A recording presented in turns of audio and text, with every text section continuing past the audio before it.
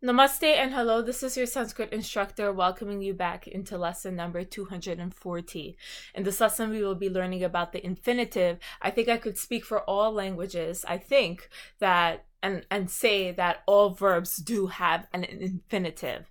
So the infinitive is formed by adding tum to the root after gunating a short medial vowel and a final vowel. So to form the infinitive of gum. So what is the infinitive in the first place? So in English, you have like I go, you go, he or she goes. But the infinitive of that is to go. So it's to plus your verb is your infinitive. So gum means to go, but to use it as an infinitive in the sentence, you would want to say gantum. So wait a minute. It says the infinitive is formed by adding tum to the root after gunating a short medial vowel and a final vowel. Now, gum, the only vowel that is in between those consonants, the only medial vowel there is a. When a takes guna, it remains as a. So why is it that we're seeing that we're having gantum? Where is that na coming for? Where's that na coming from? So you're adding tum, right, to the root after you're gunating it. After gunating it, you end up with gum. You're adding gum, so you end up with gum tum. But remember, this nasal, this ma here, is a labial. Because you have tum and ta is a dental, it changes into gantum, okay?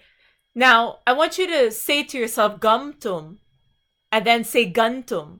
Now, because na and ta are all in the dentals, it's just a lot easier for you to say. And Sanskrit has a tendency of doing that, and that's why like these sandhis actually come into place so that a flow can take place. So from gum to gantum, and then you have j when the I, then the final vowel is taking gurna, that is going to turn into a, so you end up with jetum. So first take gurna, then add tum. Many verbs insert an I before the tum. So for bhu, you have bhavitum, for example. Verbs of the 10th conjugation keep their present base and insert I. So chur, 10th conjugation, you have choraya, but then you end up with chorayitum. And then because the I is coming from after inserting the I, then adding the tum. Many verbs form the infinitive irregularly. And now we will go over the use of the infinitive, when it is appropriate to using an infinitive in Sanskrit. So the infinitive is used to express the purpose of an action. So for example, he came to acquire knowledge. So we have to acquire knowledge. To acquire is going to be our infinitive, and that is actually adhigantum.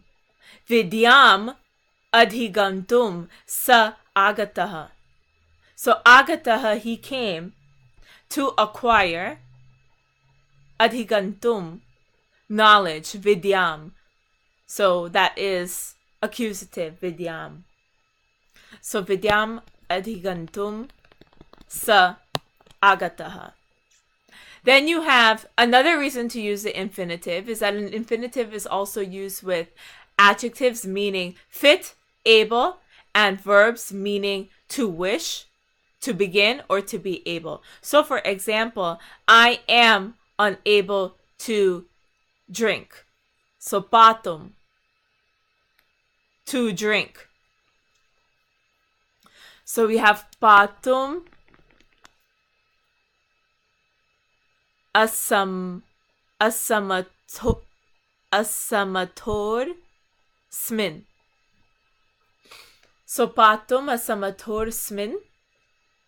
So I am unable to drink. Another example, he wishes to hear the song Gatam Shrotrumichati. So shrotum, actually. So this is shrotum and ichhati. That is, he wishes to hear the song. I am unable to drink. That's patum right there. And then he began to run. So we have dhavitum arabhata. So dhavitum, to run. Arabhata, he began. That's perfect active tense.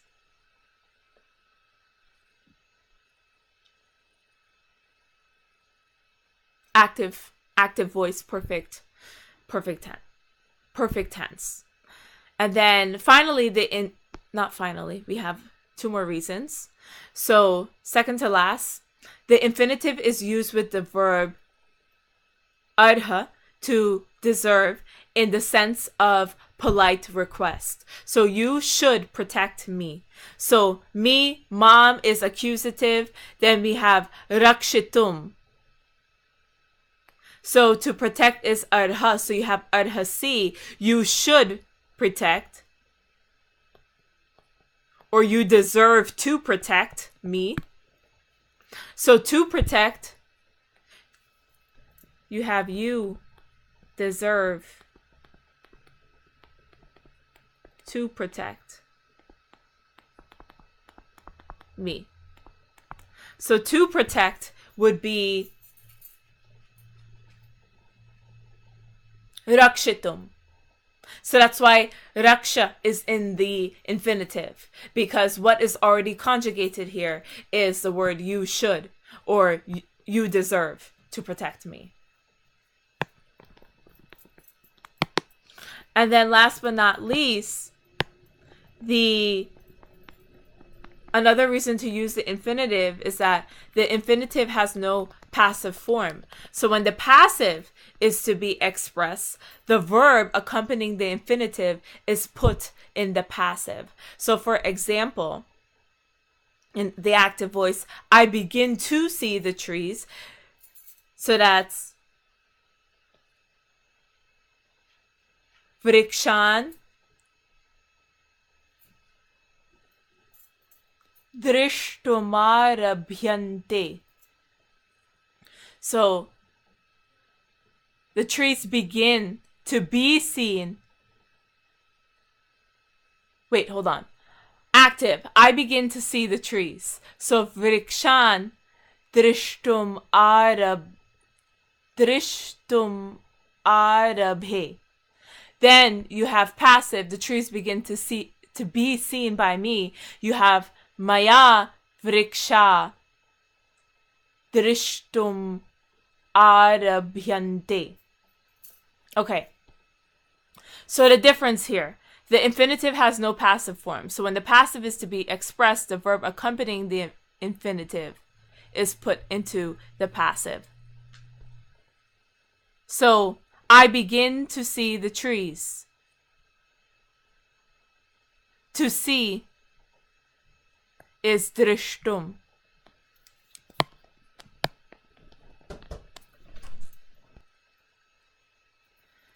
So drishtum. The trees begin to be seen by me. So that's maya vriksha. Notice that to be seen is still in the infinitive, but notice that the trees begin, that usually would not be passive.